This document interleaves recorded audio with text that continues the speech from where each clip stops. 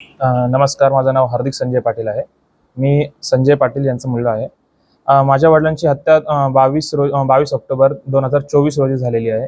32 वार करून माझ्या वडिलांची हत्या केलेली आहे.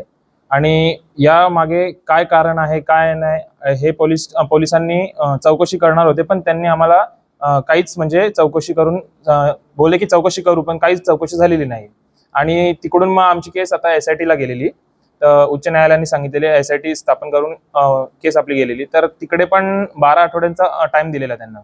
तर 12 आठवडे उलटून गेल्याच्या नंतरही 2 महिने अजून झालेले आहेत, तरी आम्हाला काही उत्तर भेटत नाही. आणि वारंवार आम्ही पत्रव्यवहार देखील केलेले आहेत की याच्या मागचं कारण काय आणि कोण आहे याच्या पाठी, काय भेटले का. तर त्यांनी अजून काही आम्हाला उत्तर दिलेलं नाहीये. आणि अजून देखील ते आम्हाला हेच बोलतात, तपास चालू आहे, तपास चालू आहे. पण म्हणजे तपास कधीपर्यंत अजून राहणार आहे, आम्हाला त्याचा पण अंदाज दिलेला नाहीये. आणि आता आम्ही CBI ला मागणी करणार आहोत की उच्च न्यायालयाला मागणी करणार आहोत की आमची केस CBI ला जावी. हो, कारण की आता काय झालंय की एवढा वारंवार पत्रव्यवहार देखील करून देखील ते काहीच सांगत नाहीयेत. आणि कुठेतरी हा प्रकरण दाबल्याचा आम्हाला संशय आहे. आणि यात उच्च न्यायालयाने पहिलेच SIT स्थापन करतानाच सांगितलेलं की खोल तपास करावे, पण आम्हाला अजून काही त्याचं उत्तर नाही भेटलं. तर आम्ही या 2-3 दिवसातच याचिका आम्ही दाखल करणार आहे CBIच्या मागणीसाठी. याच्यात 2 आता आरोपी अटक केलेले आहेत.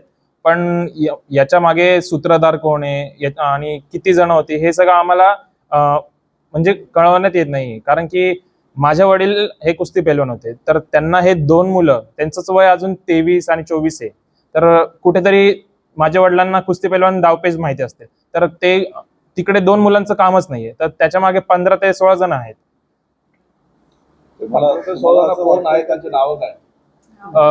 नावं आम्ही सांगितलेली आहेत, पोलिसांना पण दिलेली आहेत. तर आता तेच बघूयात काय होतंय. नाही, ते दोघं तर आहेतच याच्यात प्रकरणात, पण याच्या मागे सूत्रधार कोण, नेमकी कशावरून झालेलं आहे, हे कोणालाच नाही माहिती. आणि 32 वार हे ते 2 जणांचं हे नाहीये. तर माझी ही शंका आहे की याच्यात अजून 15 ते 20 जण आहेत. तर आता CBI ला आम्ही हीच मागणी करतो की याच्यात आम्हाला न्याय भेटावा माझ्या वडिलांना.